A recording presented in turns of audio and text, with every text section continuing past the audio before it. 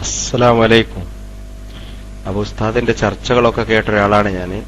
എന്താണ് ഈ പുസ്തകം പ്രസ്ഥാനക്കാരെന്ന് പറയുന്നത്? ഈ ജമാഅത്ത് ഇസ്ലാമിയാണോ അതോ മുജാഹിദാണോ?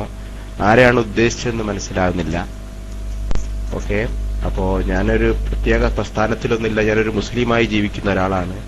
ഞാൻ പഠിച്ച ഇസ്ലാം എന്ന് പറഞ്ഞാൽ ആദം നബി അലൈഹിസ്സലാം മുതൽ അന്ത്യപ്രവാചകൻ മുഹമ്മദ് നബി സല്ലല്ലാഹു അലൈഹി വസല്ലം വരെ പ്രബോധനം ചെയ്ത ഇസ്ലാം. നമുക്കറിയാം, ഭൂമിയിൽ 1,25,000-ത്തിലധികം പ്രവാചകന്മാർ വന്നു പോയിട്ടുണ്ട് എന്ന് നമുക്കറിയാം. ഈ എല്ലാ പ്രവാചകന്മാരും പ്രബോധനം ചെയ്തത് ഒരേ ഇസ്ലാം മതമാണ്. ആ മതത്തിലേക്ക് നമ്മളെ ക്ഷണിക്കേണ്ടത് നമ്മുടെ ബാധ്യതയാണ് എന്നാണ് എനിക്ക് തോന്നുന്നത്. ഞാൻ പ്രസംഗിക്കല്ല, അപ്പൊ നമ്മളെല്ലാ പ്രസ്ഥാനം, ഞാനൊരു കക്ഷിഭേദ വ്യത്യാസമില്ലാതെ പറയാണ്. നബി സല്ലല്ലാഹു അലൈഹി വസല്ലം ഹജ്ജത്തുൽ വദാഇൽ വെച്ച് പറഞ്ഞത് അൽയൗമ അക്മൽതു ലക്കും ദീനുക്കും വഅത്മംതു അലൈക്കും നിഅമതി വറദീതു ലക്കുമുൽ ഇസ്ലാമ ദീന എന്ന് പറഞ്ഞാണല്ലോ പറഞ്ഞത്. അപ്പൊ ഇന്ന് ഇവിടെ ഹാജരുള്ളവർ ഹാജരില്ലാത്തവർക്ക് എത്തിച്ചു കൊടുക്കണം എന്ന് പറഞ്ഞ് നമ്മൾ ആ ഇസ്ലാമിക പ്രബോധനത്തിൽ നമ്മൾ എത്രത്തോളം ശ്രദ്ധിക്കുന്നുണ്ട് എന്നുള്ള കാര്യം നമ്മൾ ആരും മനസ്സിലാക്കുന്നില്ല എന്നാണ് എനിക്ക് മനസ്സിലാവുന്നത്. നമ്മൾ വെറും സലാം പറയാ, അങ്ങോട്ട് കാര്യങ്ങൾ പറഞ്ഞിട്ട് നമ്മൾ ഈ പ്രസ്ഥാനം നമ്മൾ മറ്റാളുകൾക്ക് എത്തിച്ചു കൊടുക്കേണ്ടത് നമ്മുടെ ബാധ്യതയല്ലേ എന്നുള്ള കാര്യത്തെക്കുറിച്ചൊക്കെ നമ്മൾ ചർച്ച ചെയ്യേണ്ടത്. നമ്മൾ ഈ വഹാബികൾ മറ്റോരോട് സലാം പറയാൻ പാടില്ല. ഇതൊക്കെ നമ്മൾ നാളെ മരിച്ചു പോകും. നമ്മളിങ്ങനെ അങ്ങോട്ടും ഇങ്ങോട്ടും ഇങ്ങനെ അവിടെ ആരാണ് പുത്തൻ പ്രസ്ഥാനക്കാർ? എല്ലാവരും അവരുടേതായ കാര്യങ്ങൾ ചെയ്യുന്നുണ്ട്. നമ്മൾ ഒരാളെയും നമ്മൾ കുറ്റപ്പെടുത്തി പറയാൻ പാടില്ല.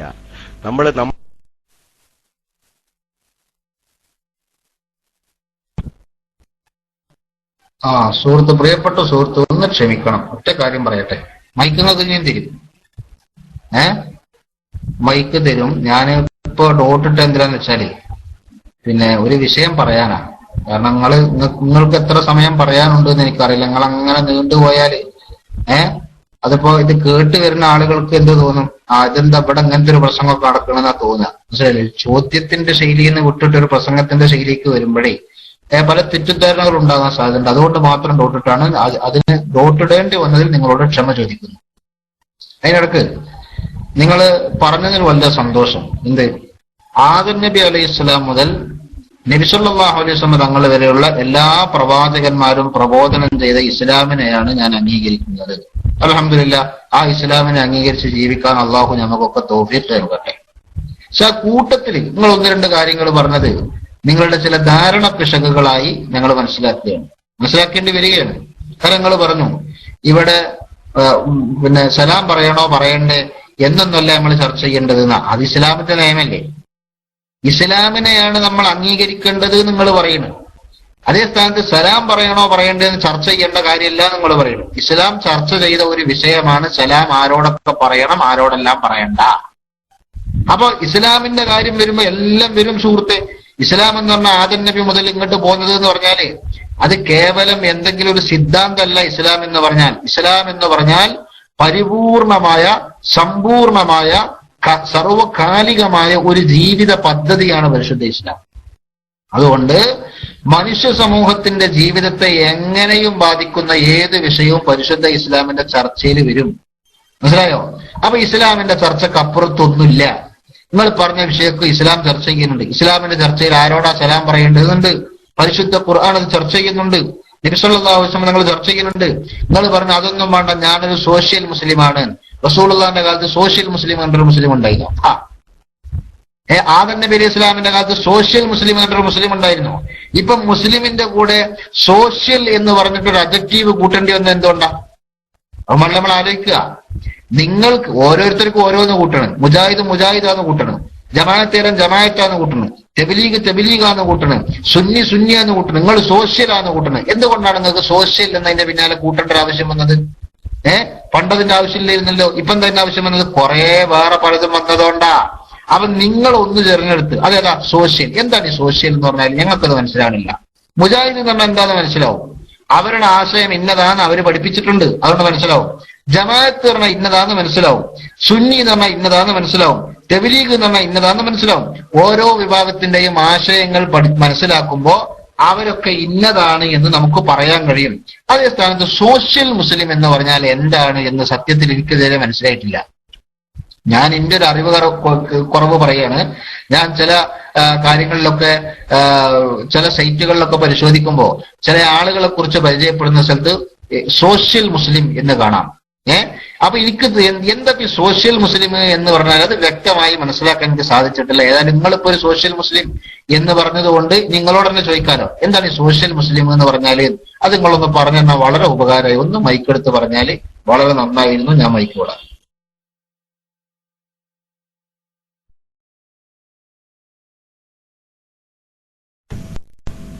ഓക്കെ, എന്റെ ഉസ്താദെ, ഞാൻ പറഞ്ഞത് നമ്മളൊരു ഇതിനു വേണ്ടി പറഞ്ഞതല്ല.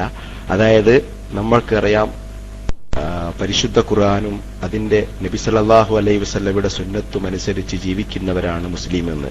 നബി സല്ലല്ലാഹു അന്ന് നമുക്കറിയാം 1400 വർഷങ്ങൾക്ക് മുമ്പ് പ്രബോധനം ചെയ്യപ്പെട്ട അതേ മതം, ഇതേ സംഗതികൾ നമുക്ക് ഈ നബി സല്ലല്ലാഹു അലൈഹി വസല്ലമയുടെ മരണത്തിന് ശേഷം അത് ഖുലഫായി റാഷിദീങ്ങൾ വഴി, പിന്നെ അത് അമവി ഓരോരോ കാലഘട്ടത്തിൽ വഴി നമ്മുടെ എത്തി.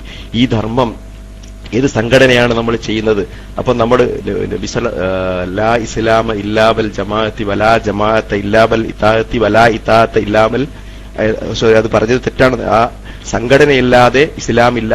നമ്മൾക്ക് എല്ലാത്തിനും സംഘടിതമായിട്ട് നമ്മൾ മുമ്പോട്ട് പോകണം. അപ്പൊ നമ്മൾ എല്ലാ സംഘടനക്കാരെ കുറിച്ചും നമ്മൾ പഠിക്കണം. ഇപ്പൊ നമ്മൾ ഒരു കുണ്ടിലിരിക്കുന്ന ഒരു തവള പോലെ അതിന് മുകളിലൊന്നുമില്ല എന്നുള്ളൊരു ധാരണയ്ക്ക് നമ്മൾ എല്ലാ സംഘടനകളും, ഇപ്പൊ മുജാഹിദുകാർ എന്താണോ അവരെ ഭരണഘടന എന്താണ് പറയുന്നത്, അത് ജമാഅത്ത് ഇസ്ലാമിക്കാർ എന്താണ് പറയുന്നത്, നമ്മൾ അവരതൊക്കെ നമ്മൾ അതുപോലെ തന്നെ നമ്മൾ മറ്റു മതങ്ങളെ കുറിച്ച് നമ്മൾ പഠിക്കണം. നബി സല്ലല്ലാഹു അലൈഹി വസല്ലം മതസൗഹാർദ്ദത്തിനൊക്കെ എത്രയോ പരിഗണന കൊടുത്തിട്ടുണ്ട്.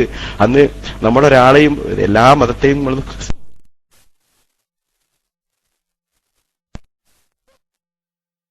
സുഹൃത്തെ, നിങ്ങൾക്ക് പിന്നെ ഞാൻ ഡോട്ട് ഇടേണ്ടി വരികയാണ്. അതുകൊണ്ട് വീണ്ടും ഞാൻ മാപ്പി ചോദിക്കണം കേട്ടോ. ഡോട്ട് ഇടേണ്ടി വന്നതാണ്. കാരണം നിങ്ങൾ പിന്നെ ഒരു സംസാരത്തിന്റെ ശൈലിയിലേക്ക് അങ്ങനെ പോവുകയാണേ. ഞാൻ നിങ്ങളോടൊരു ചോദ്യം ചോദിച്ചു. ഇത് ചർച്ചയുടെ സമയമാണ്. ഇപ്പോൾ ഒരു എന്താ പറയാ, ഒരു ഒറ്റയാൻ സംസാരത്തിന്റെ സമയമല്ല ഇപ്പൊ ക്ലാസ് റൂമിൽ.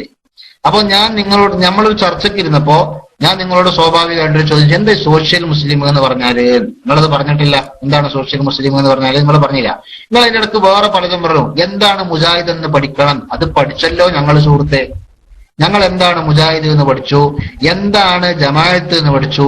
നീ കേട്ടോളൂ, നിങ്ങൾ എന്താണ് തബ്ലീഗ് ജമാഅത്ത് എന്ന് ഞങ്ങൾ പഠിച്ചു. മനസ്സിലായോ?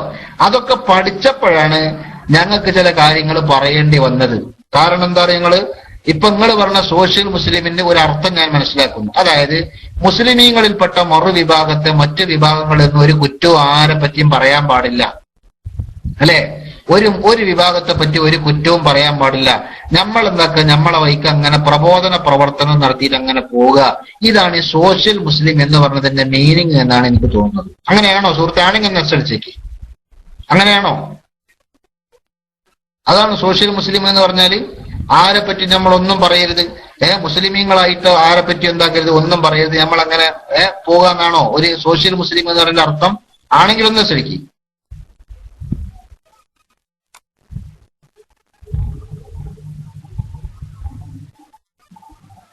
പറയാം. പറയണ്ട, അതിന് എസ് അടിച്ചാൽ മതിയായിരുന്നു.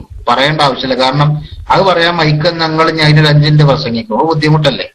അതുകൊണ്ടാണ് ഞങ്ങൾ അത് മാത്രം പറഞ്ഞു വെക്കണ ഒരവസ്ഥയാണെങ്കിൽ ഞാൻ മൈക്ക് തന്നിരുന്നു, നിങ്ങളുടെ എസ് അടിക്കാൻ പറയില്ലായിരുന്നു. പക്ഷെ അതിന് മൈക്ക് ഞങ്ങൾ എന്താക്കും, ഞങ്ങൾ ആദ്യം നബിന്റെ അവിടെ മുതൽ ഇങ്ങോട്ട് ഇങ്ങനെ പ്രസംഗിക്കാൻ തുടങ്ങും. അപ്പൊ സംഗതി ബുദ്ധിമുട്ടാവും. അതുകൊണ്ടാണ് ഞാൻ ഒന്ന് എസ് അടിക്കാൻ പറഞ്ഞത്. അപ്പൊ ഏതായാലും നിങ്ങൾ എസ് അടിച്ചത് കാണുന്നില്ല, അതുകൊണ്ട് ഞാൻ തന്നെ കുറച്ച് പറയട്ടെ. അതായത് നിങ്ങൾ മനസ്സിലാക്കിയ സോഷ്യൽ മുസ്ലിം എന്ന് പറഞ്ഞാല് ആരും ഒന്നും പറയാൻ പാടില്ല എന്ന് പറഞ്ഞാല് നമ്മളെ നാട്ടിൽ നമ്മളൊരു സോഷ്യൽ ഡോക്ടർ ആകുക. സോഷ്യൽ ഡോക്ടർ, അതെന്താ സോഷ്യൽ ഡോക്ടർ എന്ന് പറഞ്ഞാല് ഇവിടെ മരുന്ന് വെക്കണ ആരും ഒന്നും പറയാൻ പാടില്ല സോഷ്യൽ ഡോക്ടർക്ക്. സോഷ്യൽ ഡോക്ടർക്ക് മരുന്ന് വെക്കുക. കാരണം എല്ലാവരും മരുന്നല്ലേ കൊടുക്കണത്. മരുന്ന് എന്തിനാ കൊടുക്കണത്? ജനങ്ങൾ രോഗികളാണ്. ആ രോഗികളുടെ രോഗം മാറാൻ വേണ്ടി പലരും പല മരുന്നും കൊടുക്കുന്നുണ്ട്. നമ്മളെന്തിനാ മറ്റുള്ളവരെ കുറ്റം പറയുന്നത്? ആണ് നമ്മൾ ആരും ഒരു കുറ്റം പറയാൻ പാടില്ല എന്നുണ്ട് നമ്മുടെ നാട്ടിലെ സോഷ്യൽ ഡോക്ടർ.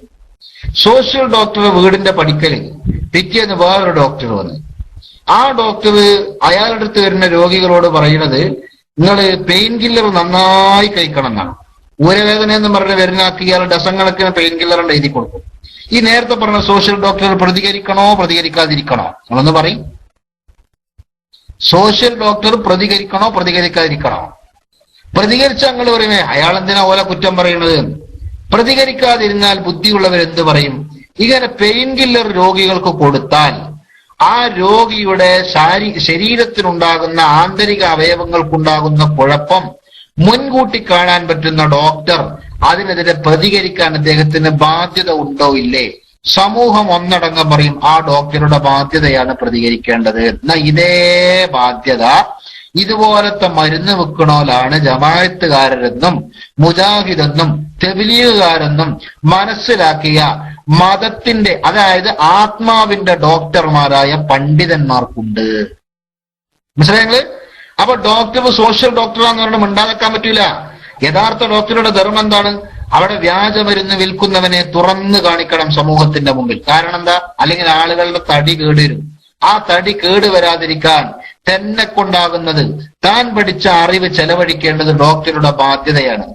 അതുപോലെ ആളുകളുടെ ആത്മാവ് ചില വ്യാജ മതക്കാർ കേടുവരുത്തിക്കൊണ്ടിരിക്കുന്നുണ്ട്.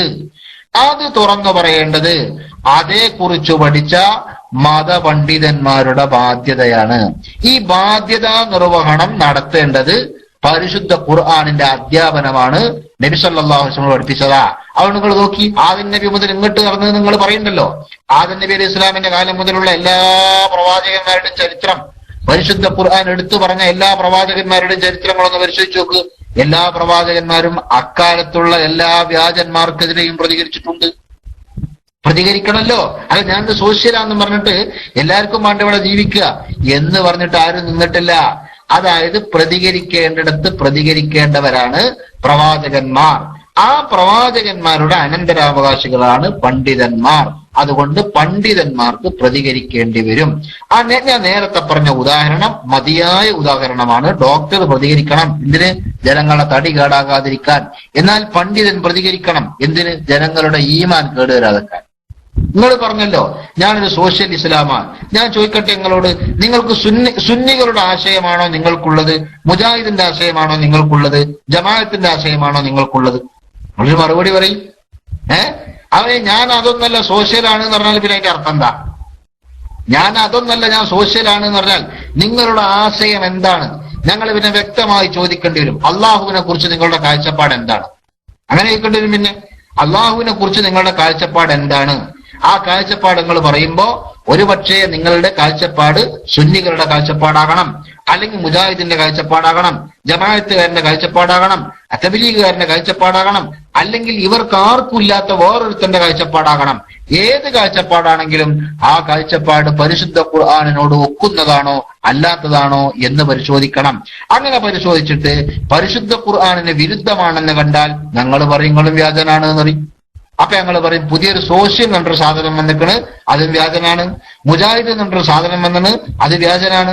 ജമാഅത്തെ ഇസ്ലാം എന്നൊരു സാധനം വന്നിന്, അത് വ്യാജനാണ്. ഇപ്പൊ സോഷ്യൽ മുസ്ലിം എന്നൊരു സാധനം വന്നിന്, അതും വ്യാജനാണ്. ഞങ്ങൾ പറയേണ്ടി വരും. കാരണം എന്തുകൊണ്ട് പറയേണ്ടി വരും? നിങ്ങളുടെ ആശയം ഇന്നതാണെന്ന് മനസ്സിലാക്കി കഴിഞ്ഞാൽ അത് പരിശുദ്ധ ഖുർആനിനോട് യോജിക്കുന്നുണ്ടോ ഇല്ലയോ എന്ന് പരിശോധിക്കാൻ കഴിയുന്നത് ഖുർആൻ പഠിച്ച പണ്ഡിതന്മാർക്കാണ്. ഹദീസിനോട് യോജിക്കുന്നുണ്ടോ ഇല്ലയോ എന്ന് പരിശോധിക്കാൻ കഴിയുന്നത് ഹദീസ് പഠിച്ച പണ്ഡിതന്മാർക്കാണ്. അത് പരിശോധിച്ചിട്ട് യോജിക്കുന്നില്ല എന്ന് കണ്ടാൽ ഇതാ പുതിയൊരു സോഷ്യലിസം വന്നിട്ടുണ്ട്, അതും വ്യാജമാണ് എന്ന് ഞങ്ങൾ പറയേണ്ടി വരും. അത് മാത്രമേ ഇവിടെ നടക്കണുള്ളൂ. ഇനി എന്താ? ഞങ്ങൾക്ക് നല്ല ഭൂതിന്റെ സുഹൃത്തെ ആരും കുറ്റം പറയാതെ മുന്നോട്ട് പോകാൻ. ഞങ്ങൾ വ്യക്തികളെ കുറ്റം പറയുന്നില്ലല്ലോ. വ്യക്തികളെ ഞങ്ങൾ കുറ്റം പറയുന്നില്ല. ആ വ്യക്തികൾ ഇസ്ലാമിന്റെ പേരിൽ ചെലവഴിക്കുന്ന ആശയങ്ങളെയാണ് ഞങ്ങൾ കുറ്റം പറയേണ്ടി വരുന്നത്. അതില്ലാതെ മുന്നോട്ട് പോകാൻ ഞങ്ങൾക്ക് നല്ല താല്പര്യമുണ്ട്. പക്ഷെ എന്താ ചെയ്യുക? ഓരോരുത്തർ ഇത്തരം പുതിയ ആശയങ്ങൾ കൊണ്ടുവന്ന് ജനങ്ങളെ വഴിപിഴപ്പിക്കുമ്പോ എന്നാ ജനങ്ങളെ കണ്ട് വെച്ചോട്ടെ, ഓരോരുത്തും ഇല്ലേ കുറച്ചൊക്കെ നല്ല നോക്കിക്കാൻ ഞങ്ങൾക്ക് പറ്റൂല. ഞങ്ങൾ പഠിച്ചത് ഞങ്ങൾ പറയേണ്ടി വരും. അത് പറയാനാണ് ഇത്തരം സന്ദർഭങ്ങൾ ഞങ്ങൾ ഉപയോഗപ്പെടുത്തുന്നത്. അത് പരിശുദ്ധ ഇസ്ലാമിന്റെ ആജ്ഞാപനമാണ്, ഖുർആനിന്റെ അധ്യാപനമാണ്.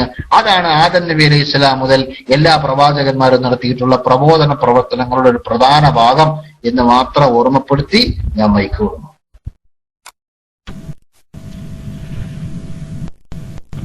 എന്റെ പ്രിയപ്പെട്ട ഉസ്താദെ, അസ്സലാമു അലൈക്കും വറഹ്മത്തുള്ളാഹി.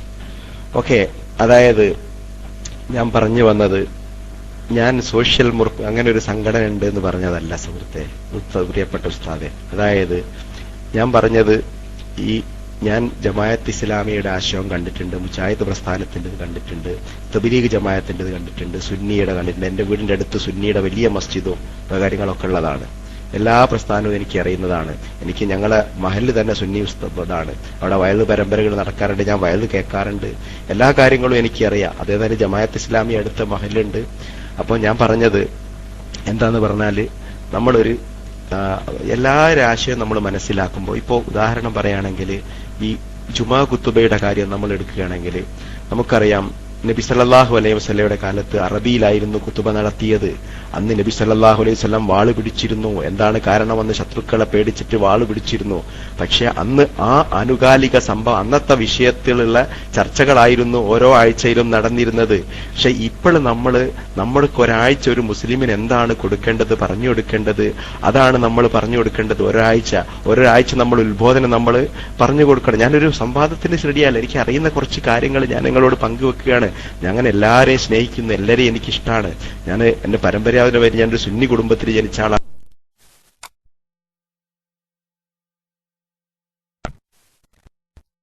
സുഹൃത്ത് സന്തോഷം. പക്ഷെ ഒറ്റ കാര്യങ്ങൾ പങ്കുവെക്കുമ്പോൾ അല്പാൽപ്പം പങ്കുവെക്കാൻ ശ്രമിച്ചാൽ വളരെ ഉപകാരം.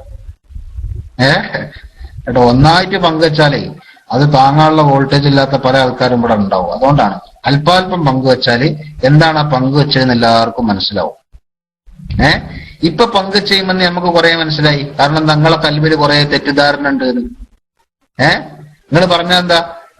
നിങ്ങളിപ്പോ പറഞ്ഞ സോഷ്യൽ ഇസ്ലാം എന്നൊരു സംഘടന ഉണ്ട് എന്നൊന്നും ഞാൻ പറഞ്ഞിട്ടില്ല സുഹൃത്തെ. സംഘടന ഉണ്ടാകട്ടെ ഇല്ലാതിരിക്കട്ടെ, ഒരു വ്യക്തിയാണെങ്കിലും മുസ്ലിമായ ഒരാൾക്ക് ഒരു ആദർശം ഉണ്ടാവുമല്ലോ. ആ ആദർശം എന്താണെന്ന് നോക്കിയിട്ടാണ് ആ വ്യക്തിയുടേതാണെങ്കിലും സംഘടനയുടേതാണെങ്കിലും അത് ശരിയാണോ അല്ലയോ എന്ന് തീരുമാനിക്കുക. ഇപ്പൊ നിങ്ങളൊരു ആദർശം പറഞ്ഞു. എന്ത്? നബി സല്ലല്ലാഹു അലൈഹി വസല്ലമ തങ്ങള് അറബി ഭാഷയിലാണ് ഖുത്ബ ഓതിയത് നിങ്ങൾ പറഞ്ഞു. പിന്നെ നിങ്ങൾ പറഞ്ഞു കയ്യിൽ വാള് പിടിച്ചിരുന്നു.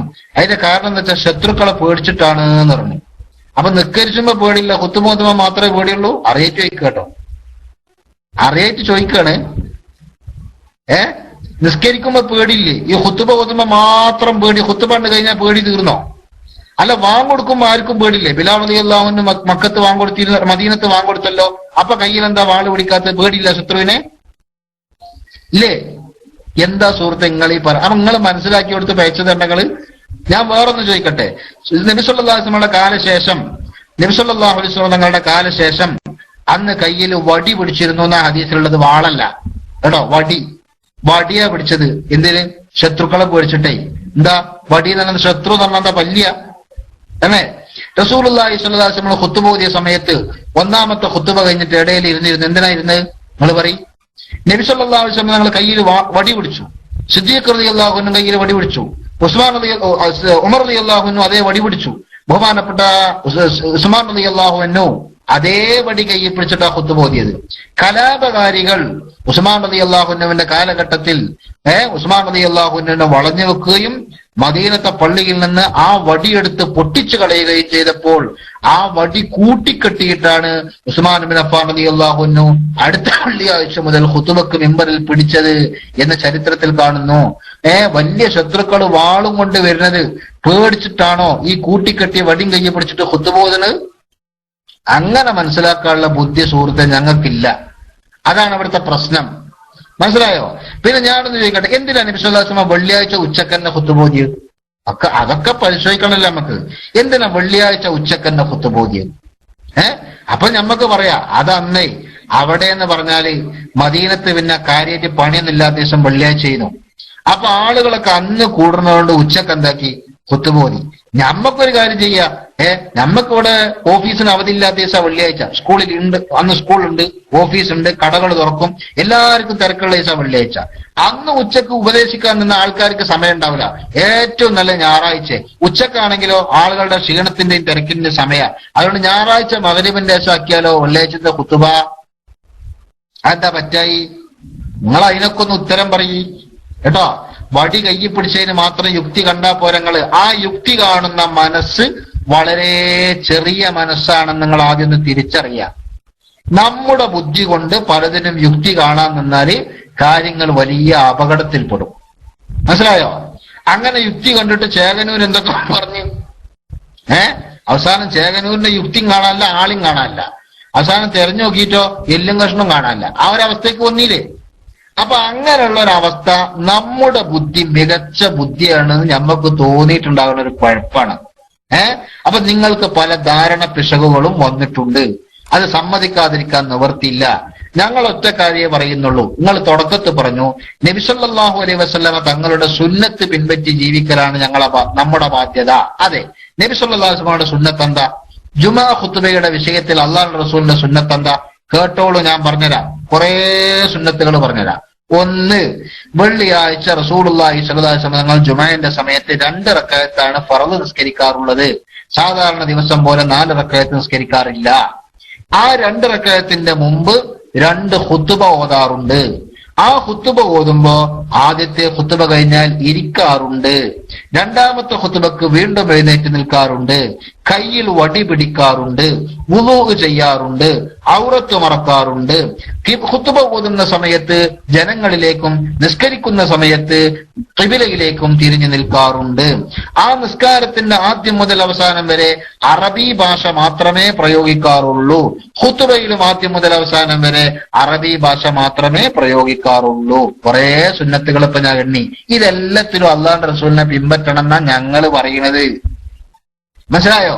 ഞങ്ങൾ പറ എല്ലാത്തിലും അള്ളാഹുവിന്റെ റസൂലിനെ പിൻപറ്റണം. ഇപ്പൊ വേറെ ചില ആൾക്കാർ പോലെ യുക്തിയിട്ട് വരികയാണ്. എന്നിട്ട് പറയും എല്ലാത്തിലും ഒന്നും പിൻപറ്റണ്ട, ചിലയിലൊക്കെ പിൻപറ്റിയാൽ മതി. അത് സമ്മതിച്ചു കൊടുക്കാൻ പറ്റൂല. ആ ചിലതിൽ പിൻപറ്റിയാൽ മതി എന്ന് പറയണത് എന്താ?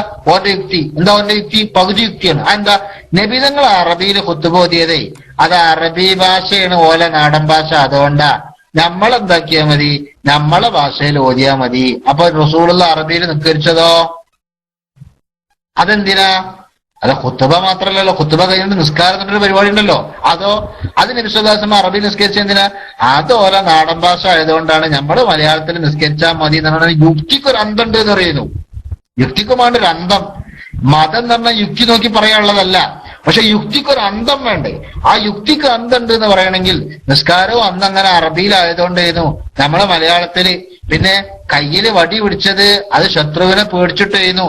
അപ്പൊ ഖുത്ബയിൽ മാത്രം പിടിച്ചാ പോരാ, നിസ്കാരത്തിലും പിടിച്ചണം. അങ്ങനെ പറഞ്ഞിട്ടാണ് നമുക്ക് മനസ്സിലാക്കാമായിരുന്നു. മാത്രമല്ല ഇപ്പൊ നമ്മള് വാളല്ല പിടിക്കേണ്ടത്. പിന്നെ ഇപ്പോഴെന്താ? ഇപ്പൊ നമ്മള് വല്ല ഗണ്ണും കയ്യിൽ പിടിച്ച് നിസ്കരിച്ചേണ്ടി വരും. കാരണം ശത്രുവിനെ പേടിയുള്ള നാട്ടിലൊക്കെ നിസ്കരിച്ചേണ്ടത് ഖുത്ബ ഓതുമ്പൊക്കെ അങ്ങനെയാണ്. പിന്നെ നബി സല്ലല്ലാഹു അലൈഹി വസല്ലം തങ്ങൾ നിസ്കരിച്ചപ്പോ ഖുത്ബ ഓതിയപ്പം ഇടയിൽ ഇരുന്നിരുന്നു. ആ ഇരുന്നത് പിന്നെ റസൂലുള്ളാഹിക്ക് വയസ്സായതുകൊണ്ടോ ഊരവേദന ആയതുകൊണ്ടൊക്കെ ഇരിക്കും. നമുക്ക് പിന്നെ അതൊന്നും ഇല്ലാത്തതുകൊണ്ട് ഇരിക്കേണ്ട ആവശ്യമില്ല. പിന്നെ അന്ന് ഓതിയത് ഉച്ചക്കാണ്. അത് നാട്ടുകാർ ഒഴിവ് അപ്പടായതുകൊണ്ട് ഇരിക്കും. നമുക്ക് ഒഴിവ് രാത്രി ആയതുകൊണ്ട് അതാണ് നല്ലത്. അന്ന് വെള്ളിയാഴ്ച ആയിരുന്നു. അതിന്റെ കാരണം അന്ന് അവിടെ ഹോളിഡേ അങ്ങനെയാണ്. നമ്മുടെ ഹോളിഡേ ഞായറാഴ്ച ആയതുകൊണ്ട് നമുക്ക് അതാണ് നല്ലത്. ഇങ്ങനെയൊക്കെ ഫുള്ള് യുക്തിയൊക്കെയാണ്. ഇപ്പൊ എന്റെ ഓനൊരു യുക്തിവാദി എന്ന് പറയുന്നു. നമുക്ക് മനസ്സിലാക്കാം ഓന് യുക്തിന്റെ ആളാണ്. ഇത് പകുതി യുക്തിയും പകുതി ഇത്തിഭാവമായാലേ അവിടെയാണ് വലിയ. അതിൽ തന്നെ യുക്തി ഇല്ലല്ലോ. അതിന്റെ യുക്തി എന്താ? പകുതി വിഷയങ്ങളിൽ മാത്രം യുക്തി കണ്ടെത്തുകയും മറ്റു പല വിഷയങ്ങളിൽ യുക്തി ആലോചിക്കാതെ പിൻപറ്റുകയും ചെയ്യുന്നതിന്റെ യുക്തി എന്താണ്? അത് ഞങ്ങൾ ചോദിച്ചുകൊടുക്കണേ. അപ്പൊ യുക്തി വേണമെന്ന് പറഞ്ഞോണ്ട് നടപടികളെങ്കിലും ഒരു യുക്തി വേണ്ടേ? അപ്പൊ യുക്തി ഇല്ലാത്ത പല പണിയാണ് യുക്തിവാദികൾ ചെയ്തുകൊണ്ടിരിക്കുന്നത് എന്നൊരു ഖേദം കൂടി ഞങ്ങൾക്ക് ഇതിന്റെ ഇടയിൽ പറയേണ്ടി വന്നിട്ടുണ്ട്. അതുകൊണ്ട് എന്റെ പ്രിയപ്പെട്ട സുഹൃത്തെ, നിങ്ങൾക്ക് ഒരുപാട് മിഥ്യാധാരണ ഈ വിഷയവുമായി ബന്ധപ്പെട്ട് ഉണ്ട് എന്ന് നിങ്ങൾ അടിസ്ഥാനപരമായി മനസ്സിലാക്കുക. അതൊക്കെ ഒന്ന് തിരുത്താൻ ശ്രമിക്കുക. അതൊരു ഒരു പഠിതാവിന്റെ രീതിയിൽ എല്ലാം തിരുത്തണമെന്ന ധാരണ നിങ്ങൾക്കുണ്ടാകുകയാണെങ്കിൽ വളരെ പെട്ടെന്നെല്ലാം തിരുത്താൻ സാധിക്കുമെന്ന് ഞങ്ങൾ പ്രതീക്ഷിക്കുന്നു. അല്ലാഹു തആല കാര്യങ്ങളെല്ലാം ശരിയായ രീതിയിൽ മനസ്സിലാക്കി ഉൾക്കൊള്ളാൻ നമുക്കെല്ലാവർക്കും തൗഫീഖ് നൽകട്ടെ എന്ന് ദുആ ചെയ്ത് നിങ്ങൾക്ക് മൈക്കെടുക്കാവുന്നതാണ്. കൂടുതൽ സമയം പ്രസംഗിക്കരുത്. നിങ്ങൾക്ക് എന്താ ചോദിക്കാനുള്ള വെച്ചാൽ ചോദിക്കുക, മനസ്സിലാക്കേണ്ടത് മനസ്സിലാക്കുക, അത് പറയുക. ഇൻഷാ അല്ലാഹ് അതുമായി ബന്ധപ്പെട്ട് നമുക്ക് ചർച്ച അങ്ങനെ മുന്നോട്ട് കൊണ്ടുപോകാം. ഞാൻ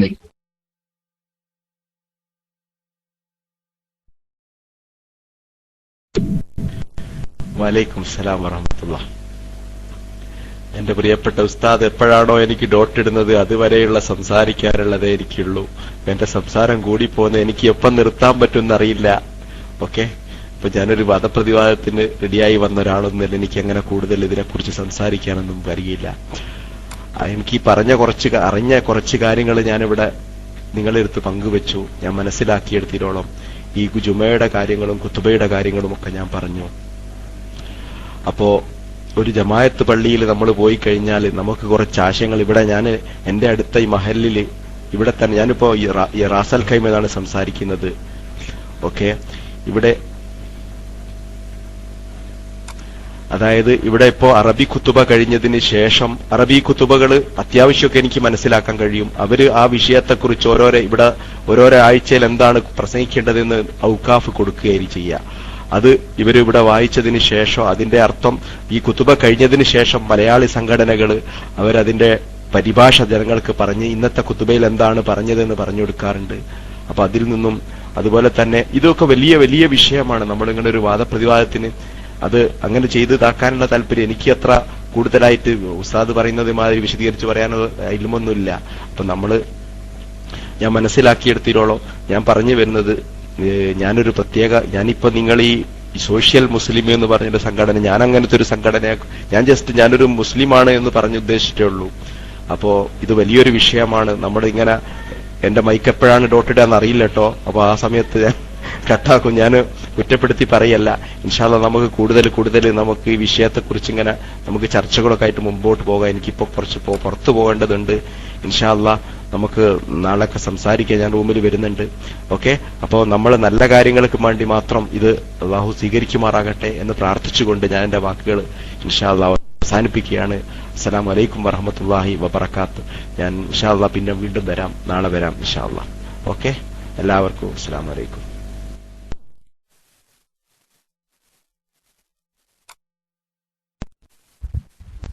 ഓക്കെ.